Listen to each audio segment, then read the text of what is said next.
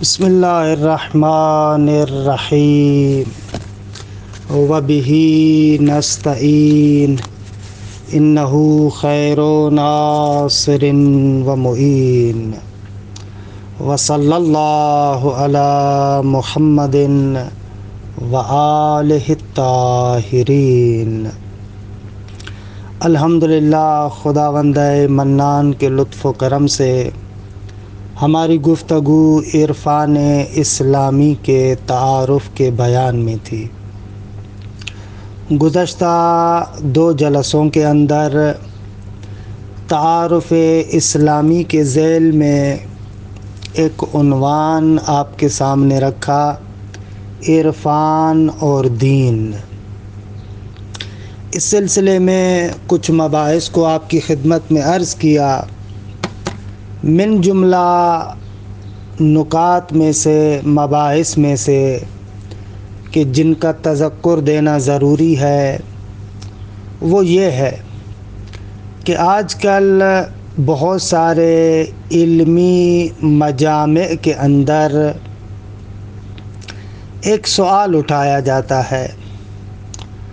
وہ سوال یہ ہے کہ بعض علوم کے بارے میں کہتے ہیں کہ آیا یہ علوم اسلامی علوم ہے یا نہ باہر سے عالم اسلام کے اندر وارد کیے گئے ہیں۔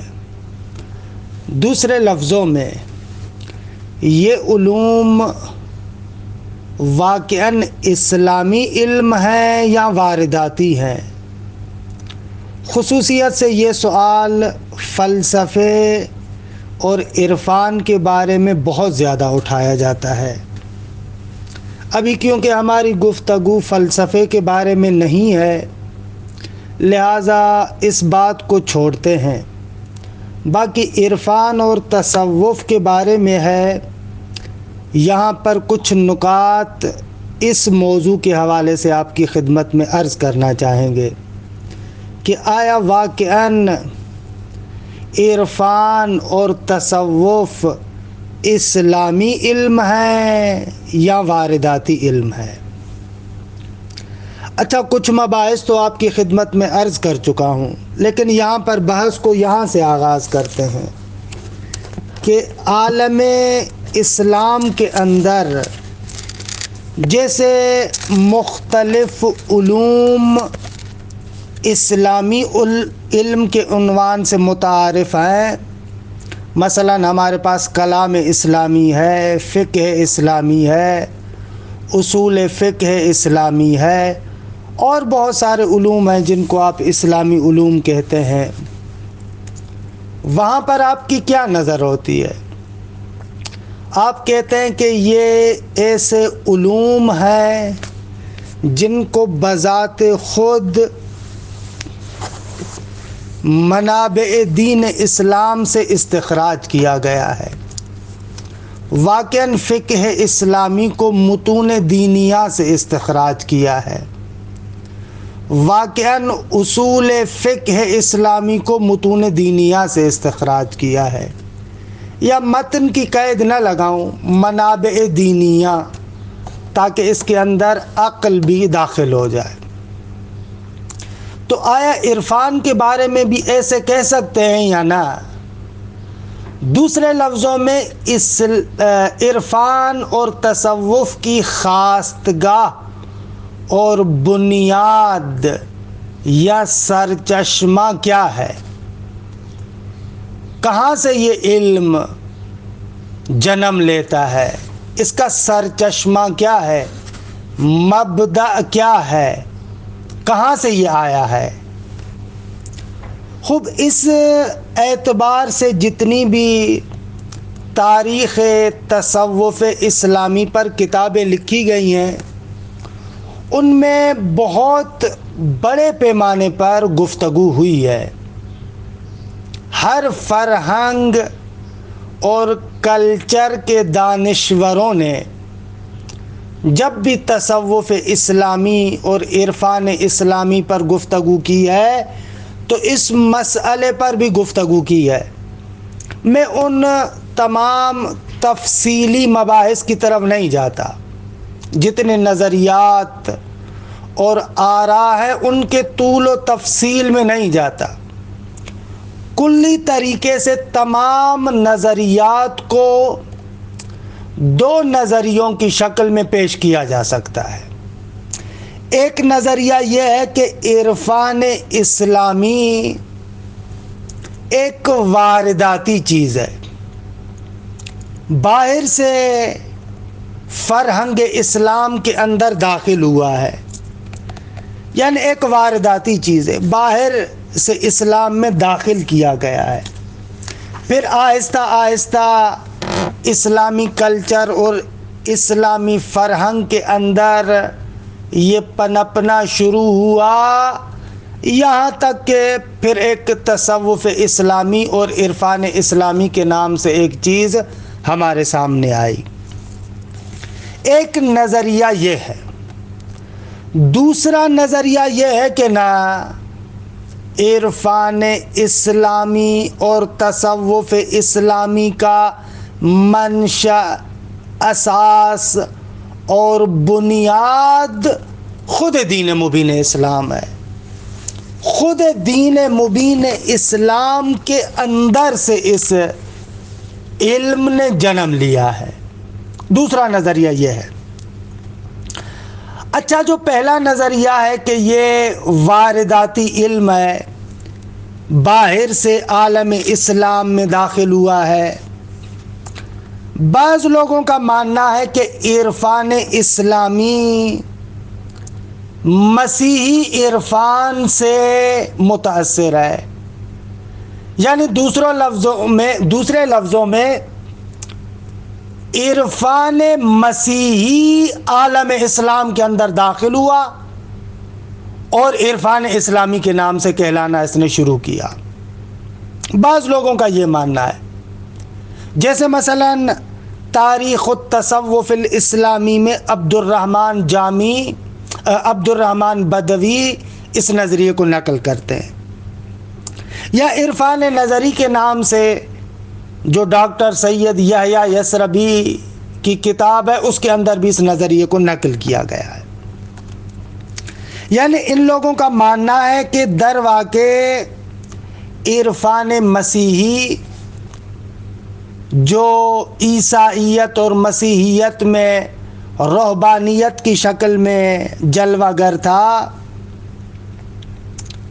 وہ مسیحی جو راہبوں کی صورت میں تھے، وہی رہبانیت اسلام میں داخل ہوئی، اور پھر اسلام کے اندر اس رہبانیت کا نام تصوف کے نام سے رکھا گیا۔ یہ بعض لوگوں کا نظریہ ہے، اور ان لوگوں کی اہم ترین جو دلیل ہے وہ دلیل بھی یہ ہے، کہتے ہیں کہ دیکھیں جو رہبانیت مسیحیت کے اندر اور جو تصوف اور عرفان ہے اسلام کے اندر، ان کے درمیان بہت سارے مشترکات ہیں۔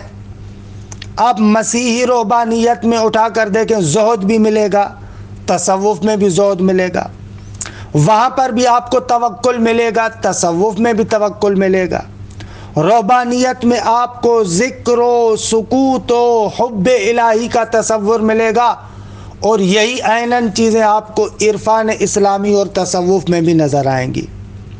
حتیٰ کہ جو عالم مسیحیت کے اندر پادری ہیں، ان کے لباس پہننے کا بھی ایک خاص اسٹائل ہوتا تھا، ایک خاص قسم کا خرقہ اور لباس پہنتے تھے، جو بعد میں وہی لباس مسلمان عرفاء اور صوفیاء کے اندر بھی رائج ہوا۔ تو ایک دلیل ان لوگوں کی یہ ہے کہ عرفان اسلامی اور تصوف مسیحیت سے لیا گیا ہے، یعنی ان کے اندر مشترکات ہیں۔ دو، تاریخ اسلام کو اٹھا کر دیکھیں، بہت سارے اسلامی یا مسلمان زاہدوں کی مسیحی راہبوں اور پادریوں کے ساتھ ملاقاتیں ہیں۔ ان ملاقاتوں کے باعث مسیحیت کے اندر موجود رہبانیت کا تصور عالم اسلام میں داخل ہوا۔ دوسری دلیل یہ افراد یہ نقطہ پیش کرتے ہیں۔ اچھا، ان کے بارے میں گفتگو کرتا ہوں، لیکن اسی ضمن میں جو ایک آدھ اور اقوال ہیں ان کو بھی بیان کر لوں۔ یا مثلا بعض لوگوں کا ماننا ہے کہ عرفان اسلامی عرفان ہندی سے لیا گیا ہے، کیونکہ ہندوازم میں معارف کی بنیادی کتاب اوپانشاد، خوب یہ جب عالم اسلام میں متعارف ہوئی اوپانشاد تو اس سے بہت سارے تصورات ان صوفیوں کے اندر، ان عرفاء کے اندر داخل ہوئے۔ ان لوگوں کا جو ماننا ہے اور ان کی دلیل بھی وہی مشترکات ہیں۔ کہتے ہیں ہندوازم میں بحث فنا بہت زیادہ مطرح ہے، وحدت شخصیہ یا وحدت وجود، یا مثلا تزکیہ نفس، مراقبہ، یہ عرفان ہندوازم میں بہت زیادہ ہے، اور یہی چیزیں ہمیں عالم اسلام کے اندر، تصوف کے اندر نظر آتی ہیں۔ یا وہی پہلے والی دوسری دلیل جو مسیحیت کے حق میں ہم نے دی، کہ کہتے ہیں کہ بعض مسلمان عرفاء کا ہندو سادھوؤں کے ساتھ ملنا، روابط، ارتباطات ان کے آپس میں تھے۔ مثلا کہتے ہیں بایزید بسطامی کے بارے میں کہتے ہیں کہ اپنے استاد ابو علی سندھی، کہ بایزید بسطامی کا استاد ابو علی سندھی تھا، اس ابو علی سندھی کا تعلق برحال رابطہ، ملاقاتیں ہندو سادھوؤں کے ساتھ بہت زیادہ تھیں۔ تو یہاں سے پتہ چلتا ہے کہ بایزید بسطامی جو یہ تصوف اور عرفان کے مباحث کو پیش کرتے ہیں، یہ اسی ہندو کلچر سے متاثر ہے۔ یا بعض افراد، بعض محققین اس طریقے سے بھی کہتے ہیں کہ اس زمانے میں جو خراسان کا علاقہ تھا، وہاں پر جو اسلامی عرفاء یا صوفیہ زندگی کرتے تھے، کیونکہ وہ خراسان ظاہر سی بات ہے کہ اس وقت کے ہند کے ساتھ بہت زیادہ قریب تھا، تو اس اعتبار سے معمولاً ہندو سادھو ان علاقوں میں آتے یا ان لوگوں کا ان کے ساتھ ارتباط ہوتا، تو ایسے آہستہ آہستہ عالم اسلام کے اندر انہوں نے ایک تصوف اور عرفان نامی مکتب کی بنیاد ڈالی۔ بعض لوگوں کا یہ ماننا ہے۔ بعض لوگوں کا ماننا ہے کہ عرفان اسلامی حقیقت میں جو نو افلاطونی فلسفی مکتب تھا اسکندریہ کے اندر، ان کے جب آثار منتقل ہوئے اور ترجمہ ہوا تو یہ نو افلاطونی طرز تفکر اپنے اندر بہت زیادہ عرفانی تمایلات کو رکھے ہوئے تھا۔ اس کے ذریعے سے عالم اسلام میں یہ عرفان اور تصوف کی بنیاد پڑی، کہ پلوٹین کی کتابیں واقعاً عرفانی مطالب پر بہت زیادہ مشتمل ہے۔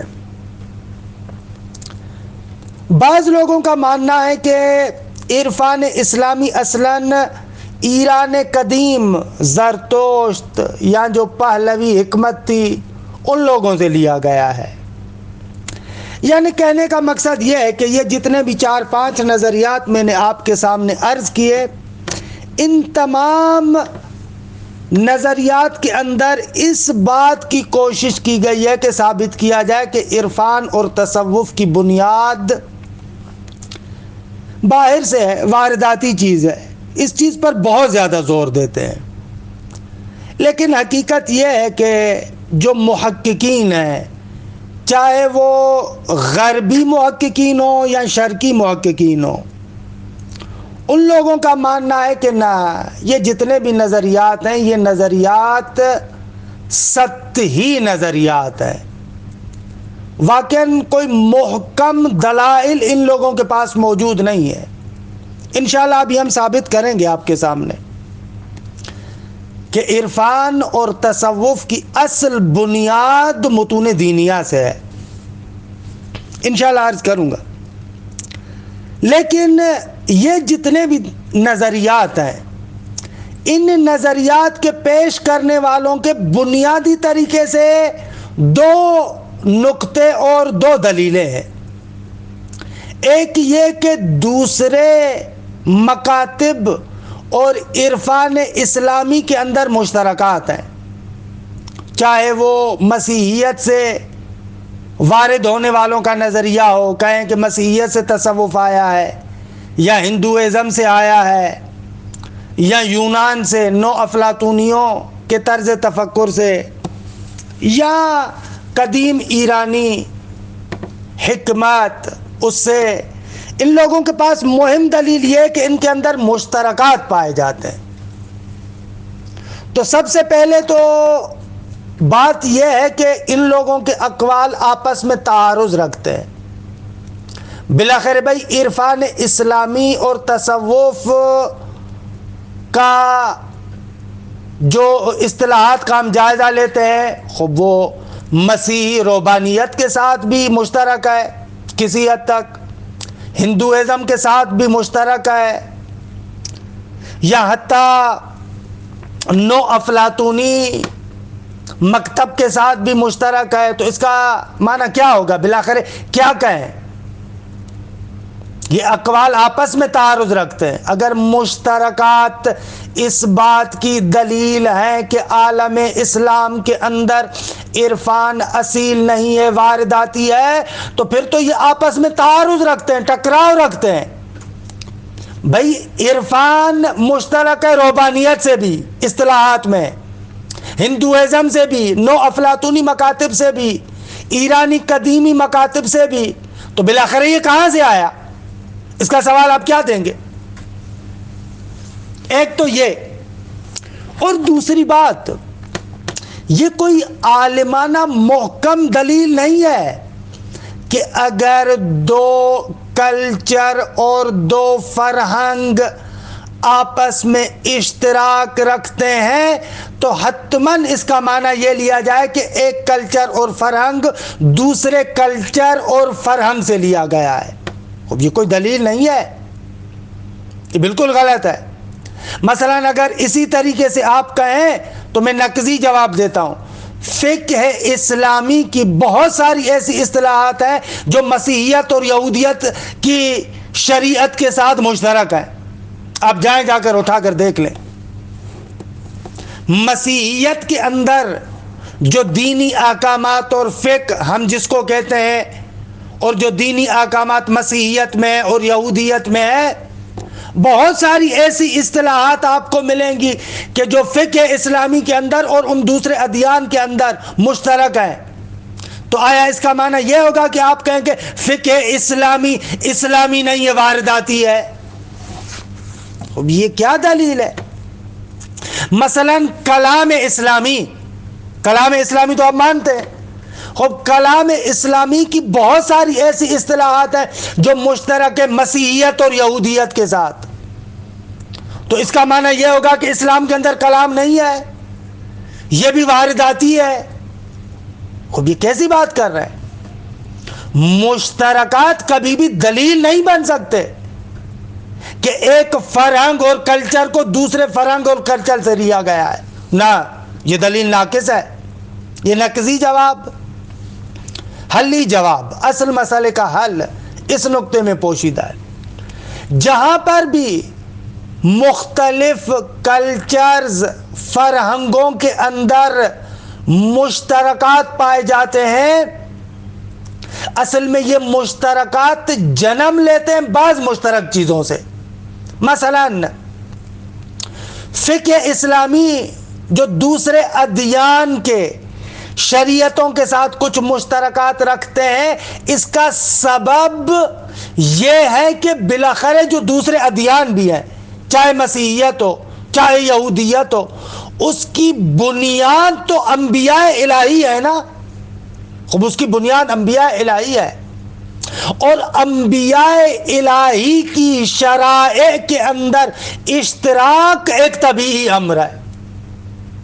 اگرچہ دوسرے ادیان ہمارے عقیدے کے اعتبار سے، اسلامی عقیدے کے اعتبار سے بعد میں تحریف کا شکار ہوئے، ان کے اندر بہت زیادہ تحریفات ہوئیں، لیکن تحریف کا معنی یہ تو نہیں ہے کہ وہ مکمل شریعت 100% قلابی اور جعلی ہے، یہ تو آپ نہیں کہتے۔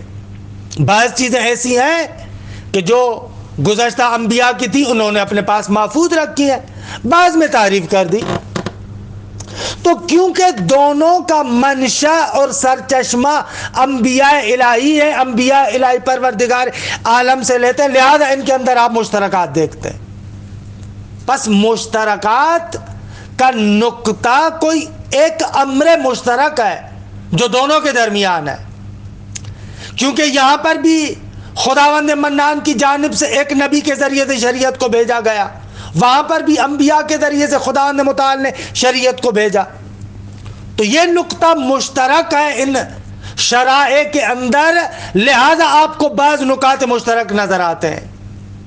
لیکن اب اس کا کبھی بھی معنی یہ نہیں ہے کہ آپ کہیں کہ فقہ اسلامی کو دوسروں سے لیا گیا ہے۔ اسی طریقے سے عزیز من، عرفان اور تصوف، معنویات، جتنی بھی کلچر اور جتنی بھی فرہنگیں ہیں، جتنے بھی تمدن ہیں، سب کے سب انسانوں کے ساتھ جو تعلق رکھتے ہیں، یہاں پر بھی بعض نکات مشترک ہیں، کیونکہ جتنے بھی عرفان ہیں وہ دراصل انسان کے باطن یعنی قلب و روح کے ساتھ تعلق رکھتے ہیں، اور قلب و روح تمام فرہنگوں میں تمام انسانوں کے درمیان مشترک ہے۔ لہذا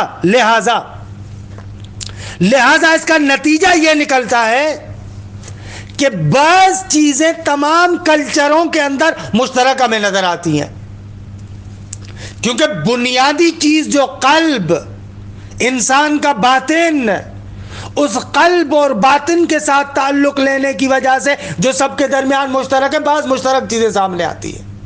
اب اس کا معنی کبھی بھی یہ نہیں ہے کہ بس ایک کلچر اور ایک فرہنگ دوسری جگہ سے لیا گیا ہے۔ مثلا آپ دیکھیں، فلسفے اٹھا کر دیکھیں، دنیا کے اندر بہت سارے فلسفے ہیں، خوب ان کے درمیان آپ کو مشترکات بھی بہت سارے ملیں گے۔ کیوں؟ اس لیے کہ فلسفے کی بنیاد دراصل روش اور اسلوب عقلی پر ہے، عقلانیت پر ہے۔ خوب عقل سب کے درمیان مشترک ہے، لہذا بہت سارے مشترکات سامنے آتے ہیں۔ تو ان مشترکات کو آپ دلیل قرار نہیں دے سکتے کہ عرفان اسلامی اور تصوف باہر سے آیا ہے۔ اور اسی طریقے سے مختلف مکاتب فکر کے دانشوروں کی ملاقات بھی اس بات کا باعث نہیں بنتی کہ آپ کہیں کہ ایک کلچر اور ایک فرہنگ اور ایک علم دوسرے کلچر، فرہنگ اور علم سے لیا گیا ہے۔ خب دانشوروں کی ملاقاتیں تو ہذا غیر و عزیز ہوتی رہتی ہیں۔ لہذا یہ جتنے بھی نظریات ہیں یہ ان دو نکات کی بنا پر ہے۔ عرض کیا کہ یہ دونوں نکات ضعیف ہیں۔ بڑے بڑے دانشور، حتیٰ ہمارے بر صغیر کے اندر بھی بڑے بڑے نام ان بعض مشترکات کو دیکھ کر دھوکہ کھا گئے اور فوراً حکم لگا دیا کہ عرفان اور تصوف باہر سے آیا ہے۔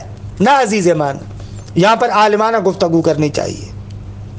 اچھا، مزیدار بات یہ دوسرا نقطہ اور جو بہت ہی اہم نقطہ ہے وہ یہ کہ جتنے بھی عرفاء ہیں، صوفیاء ہیں، انہوں نے بھی اپنے آپ کو کبھی بھی خارج کے ساتھ نہیں جوڑا۔ انہوں نے کبھی نہیں کہا کہ یہ عرفان اور یہ تصوف ہم باہر سے لے رہے ہیں۔ مثلا ایک آدھ عبارت پڑھ دوں اس بحث کے اندر تاکہ صرف مفروضہ نہ ہو۔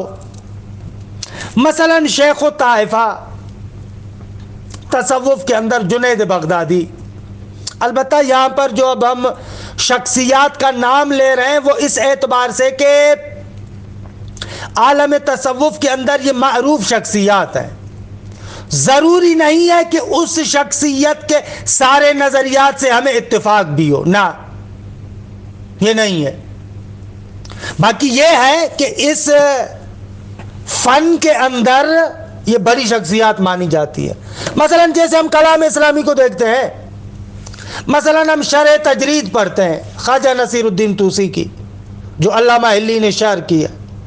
خب وہاں پر آپ کیا دیکھتے ہیں؟ بہت سارے فرق اسلامی کے نظریات کو نقل کرتے ہیں، فلاں ایسے فلاں ایسے فلاں ایسے. خب ان کو متکلم مانتے ہیں یا نا؟ خب علم کلام کے ماہرین میں ان کو قرار دیتے ہیں آپ، لیکن پھر آپ ان کو قبول کریں نہ کریں، ان کے نظریات کے ساتھ آپ کو اتفاق ہو یا نہ ہو، یہ علیحدہ بات ہے.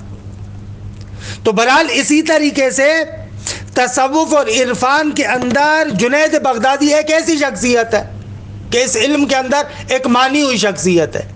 لیکن اب اس کا لازمہ یہ نہیں ہے کہ اگر کوئی بندہ ان کو عرفان اور تصوف کی بڑی شخصیات میں سے قرار دیتا ہو تو حتماً اس کے تمام نظریات کو بھی مانتا ہو. نہ، ضروری نہیں ہے. یہ اہم نکتہ ہے.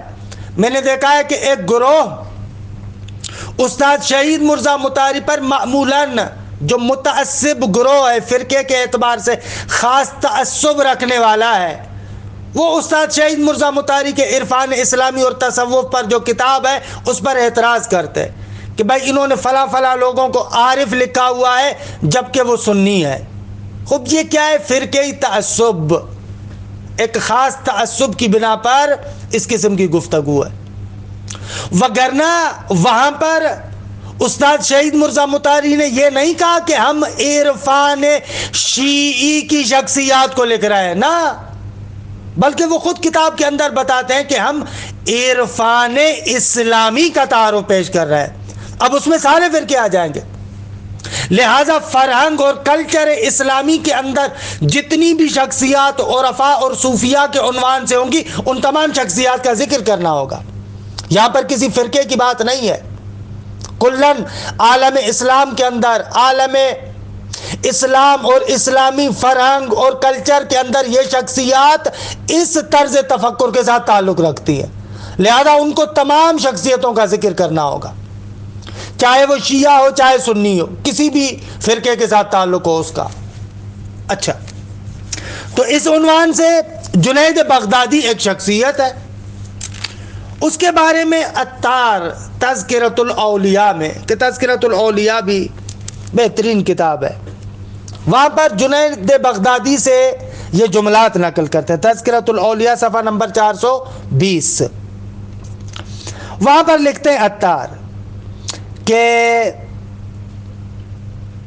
جنید کہتے ہیں این راہ کسی رود کے کتاب خدای عز و جل بر دست راست گرفت باشد و سنت مصطفیٰ صلی اللہ علیہ وآلہ وسلم بر دست چپ گرفتے و بروشنائی این دو شام می رود تا ندر مغا کے شبہت افتد و ندر ظلمت بدعات.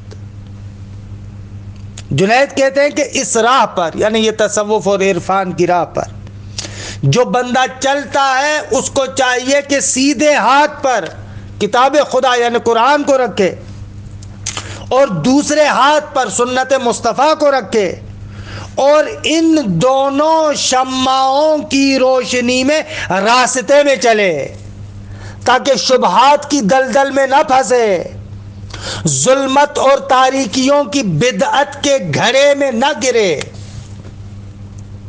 خب یہ واضح ہے کہ اپنے آپ کو اسی دین مبین اسلام کا پابند سمجھتا ہے. یا مثلا ایک اور جملہ جو حجویری نے کشف المحجوب کے اندر نقل کیا ہے جنید کا، وہ کہتے ہیں کہ شیخ مادر اصول و فروع و بلا کشیدن امیر المؤمنین علی است. کشف المحجوب میں حجویری لکھتے ہیں، کہتے ہیں کہ ہمارا سردار استاد اصول فروع اور مصیبتوں کو برداشت کرنے میں امیر المؤمنین علی علیہ السلام ہے. یا مثلا ابو القاسم قشیری الرسالۃ القشیریہ میں یہ نقطہ نقل کرتے ہیں اسی شیخ الطائفہ عرفا سے مذہبنا ھذا مقید باصول الکتاب والسنہ، ہمارا یہ مذہب اس کے اصول مقید ہیں کتاب اور سنت کے ساتھ۔ تو کہنے کا مقصد یہ ہے کہ اگر دین مبین اسلام کو آپ چاہتے ہیں اپنی تمام تر وسعتوں کے ساتھ دیکھیں تو فوراً جلدی میں معمولی باتوں پر فیصلہ نہ کریں۔ ایک ہمارے معاشرے کے اندر بہت بڑا مسئلہ ہے، چند شخصیتیں اور نام ایسے بن جاتے ہیں کہ پھر ان کے ناموں کے ساتھ ڈرا کر بات کو تسلیم کروایا جاتا ہے۔ ہمارے ایک استاد تھے اسی فلسفے اور عرفان کی وادی کے، خدا ان پر رحمت کرے، اس دنیا سے چلے گئے۔ وہ فرماتے تھے کہ یہ جو بعض افراد ہیں وہ کیا کرتے ہیں، از شخصیات چماق درست می کنند و بر سر مردم می کوبند۔ یہ لوگ کیا کرتے ہیں، شخصیات سے بڑے بڑے ڈنڈے بنا دیتے ہیں، پھر لوگوں کے سروں پر مارنا شروع کر دیتے ہیں۔ بھائی دیکھو اس نے ایسے کہا ہے، فلاں آدمی نے ایسے کہا ہے، فلاں دانشور نے ایسے کہا ہے، ایسے ڈنڈے درست کرتے ہیں، یعنی ایسے، بھائی فلاں نے تو ایسے لکھا ہے، فلاں نے تو ایسے لکھا ہے۔ بھائی کس نے کہا کہ تم فلاں کے مقلد بنو کہ فلاں نے یوں لکھا ہے، فلاں نے یوں لکھا ہے؟ ابو علی سینا کے بقول اپنی فطرت کو بیدار کرو، فلاں نے لکھا ہے تو کیوں لکھا ہے، دلیل کیا ہے اس کی، اس دلیل کو پرکھو، نہ کہ ناموں پر اپنے آپ کو قربان کرو۔ بہرحال یہ اہم ہے، اور اسی لیے ہم دیکھتے ہیں کہ حتیٰ بعض غربی دانشور جو آغاز میں اس بات کے قائل تھے کہ اسلام کے اندر تصوف اور عرفان وارداتی ہے، لیکن جب انہوں نے اور زیادہ تحقیق کی تو آخر میں یہی نتیجہ لیا، نہ، اسلام کے اندر یہ تصوف اور عرفان خود ہی اسلام کے اندر سے پھوٹا ہے۔ مثلا نیکلسون ایک بہت بڑی شخصیت ہے، مولانا کے حوالے سے ان کا کام کسی سے ڈھکا چھپا نہیں ہے۔ پہلے ان کا اصرار ہوتا تھا کہ عرفان اسلامی باہر سے آیا ہے، لیکن بعد میں جو ان کے نظریات ہیں ان سے پتہ چلتا ہے کہ وہ کہتے ہیں نا، عرفان اور تصوف کی بنیاد خود اسلام ہے۔ یا ایک اور شخصیت جو بہت بڑی ہے واقعاً کہ تصوف اور عرفان اسلامی میں جس کا بہت زیادہ کام ہے، لوئی ماسینیون، میں فارسی تلفظ کے ساتھ ادا کر رہا ہوں، خوب ایک بہت بڑی شخصیت ہے ماسینیون کی۔ ان کے جملات ہیں، خلیل الجر، انہوں نے جو تاریخ فلسفہ اسلامی کو نقل کیا ہے وہاں پر ایک جملہ نقل کرتے ہیں خلیل الجر، کہ میں اس کی جو فارسی میں ترجمہ ہوا ہے خلیل الجر کی تاریخ فلسفہ درجان اسلام، اس سے پڑھ رہا ہوں کہ لوئی ماسینیون کہتے ہیں کہ بذر حقیقی تصوف در قرآن است، تصوف کا جو بنیادی بیج اور اصل ہے وہ قرآن میں ہے، و این بذر آنچنان کافی و وافی ہستند کے نیازی بیان نیست کہ بر سفرہ اجنبی نشست، اور یہ بنیادیں اتنی زیادہ ہیں کہ اصلاً ضرورت نہیں ہے کہ کسی اجنبی اور وارداتی دسترخوان پر یہ لوگ بیٹھے، نہ۔ میں آخر میں استاد شہید مرزا مطہری کا ایک جملہ نقل کروں ان کی کتاب سے، آشنائی با علوم اسلامی میں، جہاں پر عرفان اسلامی کے بارے میں گفتگو کی ہے، مختصر لیکن ایک جامع تجزیہ ہے ان کا۔ اس بحث کے بارے میں وہ ایک مثال دیتے ہیں، کہتے ہیں کہ آپ تصور کریں ایک بندہ دریا کے کنارے پر کھڑا ہے اور اس کے ہاتھ میں ایک پیالہ ہے، کاسا ہے، ایک پیالہ ہے کہ جو پانی سے بھرا ہوا ہے، دریا کے کنارے پر کھڑا ہے۔ آیا کسی بندے کے ذہن میں یہ سوال اٹھے گا کہ اس بندے نے یہ جو ایک کاسا اور پیالہ اپنے ہاتھ میں لیا ہوا ہے جو پانی سے بھرا ہوا ہے، یہ پانی کہاں سے لایا ہے؟ خوب وہ بندہ دریا کے کنارے پر کھڑا ہے، آیا آپ لوگوں کے ذہن میں یہ آئے گا کہ یہ بندہ جو دریا کے کنارے پر ایک کاسا اور پیالہ لے کر کھڑا ہے، جس کے ہاتھ میں پانی ہے، یہ کاسے کے اندر پانی 1 کلومیٹر دور، پتہ نہیں 10 یا 15 20 کلومیٹر دور الحمدللہ چشمہ ہے، یہ وہاں سے اٹھا کر لے کر آیا ہے؟ آپ کے ذہن میں یہ آئے گا؟ یا نہ فلاں علاقے کے اندر ایک جگہ ہے، یہ وہاں سے پانی لے کر آیا ہے؟ بابا ظاہر سی بات ہے کہ دریا کے کنارے پر کھڑا ہے، اس نے یہ جو کاسا پانی کا لیا ہوا ہے اسی دریا سے پانی لیا ہوگا، نہ کہ آپ یہاں پر احتمالات دیں کہ نہ 50 کلومیٹر دور ایک چشمہ ہے، یہ وہاں سے لے کر آیا ہوگا، فلاں جگہ سے لے کر آیا ہوگا، فلاں جگہ سے لے کر آیا ہوگا، ایسے تو کوئی نہیں کہے گا۔ استاد شہید مرزا مطہری کہتے ہیں کہ وہ افراد جو عرفان اسلامی کے بارے میں یہ نظر دیتے ہیں کہ یہ عرفان اسلامی وارداتی علم ہے، ان لوگوں کی مثال اس شخص کی طرح ہے جن لوگوں نے ایک بندے کو دریا کے کنارے پر کھڑے ہوئے دیکھا اور اس کے ہاتھ میں ایک کاسا تھا پانی کا، اور کہنا شروع کر دیا کہ انہوں نے دریا سے نہیں لیا بلکہ 50 کلومیٹر دور فلاں چشمے سے لے کر آیا ہے۔ بھئی کیسے ہو سکتا ہے؟ یہ ایک عارف اور ایک حقیقی صوفی جو قرآن و سنت کے ایک عظیم دریا کے کنارے پر کھڑا ہے، کہ جو قرآن و سنت اتنی معنویت کی دعوت دیتا ہے، اپنے اندر اس روحانیت اور معنویت کا ایک دریا اور سمندر ہے۔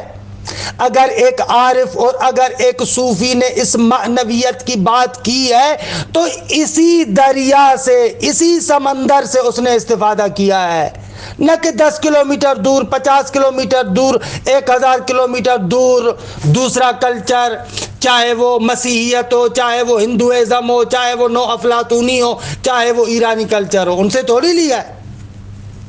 اور مزیدار بات یہ ہے کہ قرآن مجید کے اندر آپ آئیں، میں صرف اشارہ کر رہا ہوں کیونکہ وقت تمام ہو رہا ہے۔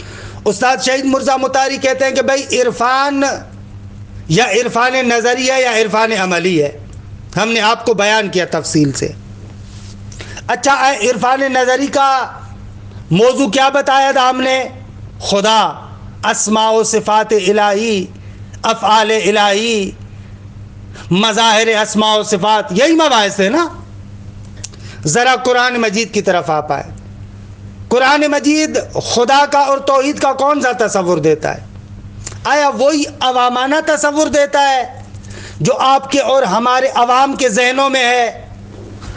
کہ تفصیلی گفتگو تمام آیات کے ذریعے سے میں انشاءاللہ بعد میں کروں گا، جب وحدت شخصی اور افعال جو وحدت کے بارے میں نظریہ رکھتے ہیں، جہاں پر میں اس کو بیان کروں گا وہاں پر ان تفصیلی آیات کو ذکر کروں گا۔ یہاں پر اجمالاً اشارہ کر رہا ہوں۔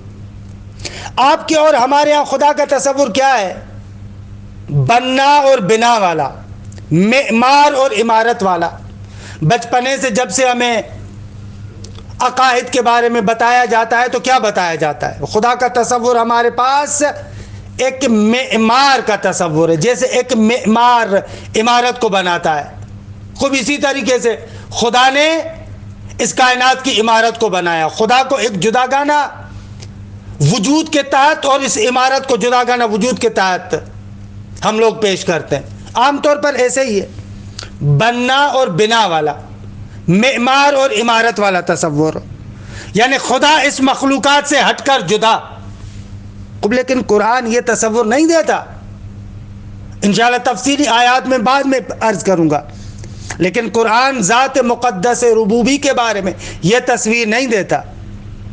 خدا کے قرآن کہتا ہے کہ خدا ہر جگہ پر ہے، ہر چیز کے ساتھ ہے، مگر یہ قرآن نہیں ہے فَأَيْنَمَا تُوَلُّوا فَثَمَّ وَجْهُ اللَّهِ، مگر یہ قرآن نہیں ہے وَنَحْنُ أَقْرَبُ إِلَيْهِ مِنْكُمْ، مگر یہ قرآن نہیں ہے کہ هُوَ الْأَوَّلُ وَالْآخِرُ وَالظَّاهِرُ وَالْبَاطِنُ، کہ ان آیات کی تفصیلات انشاءاللہ میں بعد میں عرض کروں گا۔ فی الحال صرف اتنا تصور دینا چاہتا ہوں کہ یہ معمار اور عمارت والا تصور قرآنی تصور نہیں ہے۔ قرآنی تصور توحید کے بارے میں یہ نہیں ہے کہ خدا ان مخلوقات سے کٹا ہوا ہے، جدا ہے، نہ، بلکہ قرآنی آیات کے اندر اگر انسان تصور کرے، دقت کرے، تأمل کرے تو ایک توحید کا اعلی ترین تصور ہے، عوامانہ توحید نہیں ہے.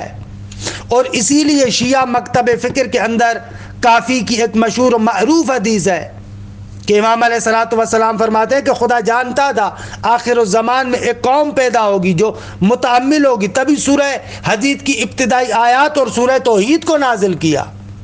یہ عوامانہ توحید نہیں ہے قرآن میں. اچھا، یہ تو ہو گیا نظری عرفان کے اعتبار سے. سیر و سلوک کے اعتبار سے آ جائیں، خوب اس کی بنیاد بھی خود قرآن مجید کے اندر ہے. مگر قرآن مجید میں کتنی آیات لقاء اللہ کے بارے میں ہے؟ یہ جو عرفان عملی کا بنیادی ترین ہدف لقاء اللہ ہے، وصال محبوب ہے، مگر قرآن میں کتنی آیات ہیں لقاء اللہ کے بارے میں؟ یہ عرفان عملی کی بنیاد کے لیے کافی نہیں ہے. مگر قرآن میں رضوان اللہ کا تصور نہیں ہے، رضوان الہی. مگر قرآن مجید کے اندر وحی و الہام و حتیٰ ملائکہ کا مکالمہ غیر انبیاء کے ساتھ، مثلا جیسے جناب مریم. مگر قرآن مجید کے اندر آیات معراج پیغمبر اکرم کو آپ نہیں دیکھتے. خب یہ اس عرفان عملی کے علاوہ اور کیا ہے؟ یا حتیٰ قرآن مجید کے اندر نفس لوامہ، امارہ، مطمئنہ، علم افاضی، علم لدنی، ہدایت خاص، مجاہدہ خاص، راہ الہی میں جہاد کرنا، والذین جاہدوا فینا لنہدینہم سبلنا، تزکیہ نفس، کہ اس تزکیہ نفس کو کامیابی کی علامت قرار دیا گیا، قد افلح من زکاہا. یا حب الہی کا تصور، یا اس تمام عالم کے اندر شعور اور علم کا سریان. مگر قرآن میں نہیں ہے کہ کائنات کا ذرہ ذرہ تسبیح و تحمید حق میں مصروف ہے. مگر قرآن انسان کے اندر نفخ الہی کی بات نہیں کرتا، اسی انسان کے اندر روح الہی کے نفخے کی بات نہیں کرتا. عرفان عمل اس کے علاوہ اور کیا ہے؟ یہ بہت بڑی ناانصافی ہے کہ قرآن مجید کے اتنے عالی ترین مفاہیم کو، کہ اگر میں ان تمام مطالب کے لیے آیات کو ذکر کرنا چاہوں تو 8-10 دن لگ جائے کہ مسلسل ان آیات کو پڑھوں. فقط اشارہ کیا. اور اس کے علاوہ مکتب تشیع کے اندر کتنی روایات ہیں، کتنے خطبات ہیں، کتنی دعائیں ہیں، خوب جو اس معنوی جنبے کو بیان کرتے ہیں. مگر مناجات 15 کو کیسے آپ پڑھیں گے؟ مناجات امیر المؤمنین کو کیسے آپ پڑھیں گے؟ صحیفہ کاملہ کے اتنے عظیم دعاؤں کے جملات کی آپ کیسے معنی کریں گے؟ دعائے عرفہ کا کیسے معنی کریں گے؟ آپ مناجات شعبانیہ کا کیسے معنی کریں گے؟ خوب ان کا کیا معنی کریں گے؟ یہ بہت ہی عامیانہ تصور ہے کہ دین اسلام کو فقط ایک خشک زہد کی شکل میں پیش کریں اور عبادت کو فقط اس عنوان سے بجا لانے کو حقیقت قرار دیں کہ بھئی عبادت کر رہے ہیں تاکہ جنت کے اندر حور و قصور و فلان و غلمان و فلان مل جائے. اب ان کا انکار نہیں ہے، لیکن قرآن معرفت کے اس، یا دین مبین اسلام معرفت کے اس درجے پر نہیں روکتا، بلکہ شخصیات صدر اسلام کے اندر بڑی بڑی شخصیات جن کے احوالات، واردات، روشن ضمیر ہونا، ان کے سوز و گداز، ان کی روحانیت، ان کی معنویت، ان کے عشق الہی کی کہانیاں، مگر ہمارے منابع کے اندر چاہے شیعہ سنی منابع ہو بھری پڑی ہیں ایسی شخصیات سے. اس دن بھی میں نے عرض کیا تھا، وہ کافی کے اندر بھی جو روایت نقل ہوئی ہے، اعلیٰ نام کے تھوڑے اختلاف کے ساتھ اس جوان کے بارے میں، اہل سنت برادران کے پاس بھی ہے، کہ پیغمبر اکرم صلی اللہ علیہ وآلہ وسلم، یہ کافی کے اندر ہے کہ ایک جوان کو دیکھا نماز صبح کے بعد کہ جس کا رنگ اڑا ہوا ہے، آنکھیں دھسی ہوئی ہے اور بالکل لاغر ہو چکا ہے، مدہوش ہے، بے حال ہے، اپنے حال میں نہیں ہے. پیغمبر کہتے ہیں کیف اصبحت؟ وہ کہتا ہے اصبحت موقنان، یقین کے عالم میں سب صبح کیا. پیغمبر فرماتے تمہارے یقین کی علامت کیا ہے؟ کہ کل بھی میں نے عرض کیا تھا کہ وہ پھر اپنے ان حالات قلبی کو بیان کرتے ہیں. خوب اس کو آپ کیا کہیں گے؟ اس کو خشک زہد کے ساتھ مخصوص کریں گے. حتیٰ پیغمبر اکرم کے وہ مناجات، امیر المؤمنین کے مناجات، وہ حالات، وہ روحانی ہیجانات خب ان کو کہاں لے کر جائیں گے آپ؟ لہذا یہ جو عرفان عملی ہے یا عرفان نظری ہے، اس کی بنیاد اصل خود دین مبین اسلام کے اندر ہے کہ وقت بھی زیادہ ہو گیا، یہاں پر بات کو روکتا ہوں۔ وصلی اللہ علی محمد و آل بیتہ الطیبین الطاہرین۔